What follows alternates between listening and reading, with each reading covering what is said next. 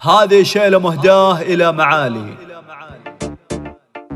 حبيت أشارك وأكتب أبيات وأشعار،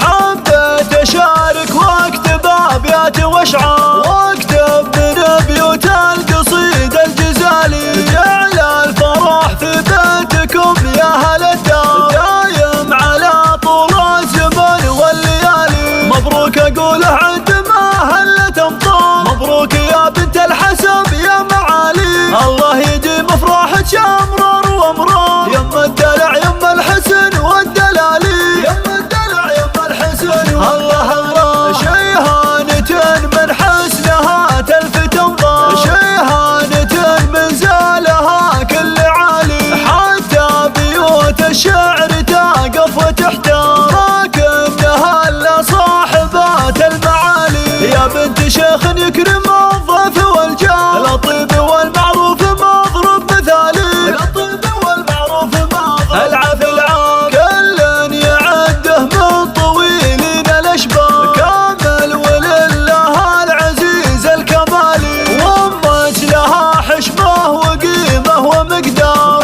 انت شيوخ مكرمين السبالي، يلا عساها من طويلين الاعمار، لو اني اخسر من حلالي ومالي، لو اني اخسر من حلالي ومالي.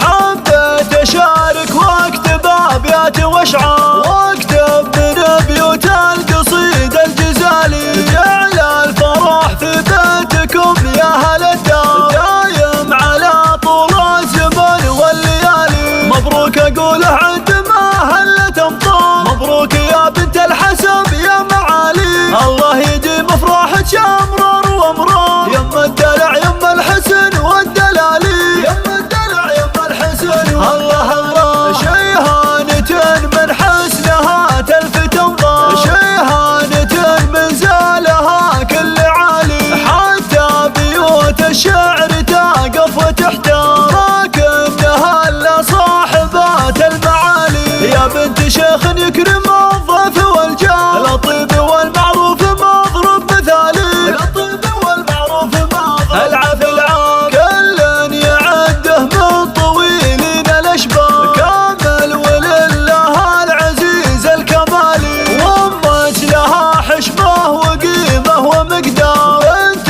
شيوخ مكان